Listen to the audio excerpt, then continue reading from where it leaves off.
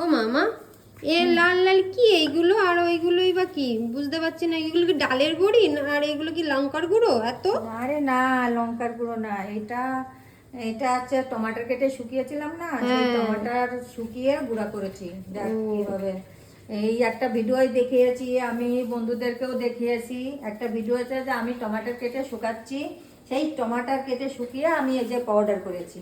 Powder করে এই যে বয়ম ভরে রেখে দিব। হ্যাঁ, এটা খাওয়া যাবে তো? হ্যাঁ হ্যাঁ, এটা সবজিতে দিতে হয়। ও। এটা মশলা করলাম, একটুখানি দিয়ে দেবো, বা হুম। টমাটারের কাজ করবে। আর এই যে এটা, হ্যাঁ। এটা হচ্ছে আলু টমাটার দিয়ে আমি বড়ি করেছি। মনে হচ্ছে পুরো ডালের বড়ি করেছো।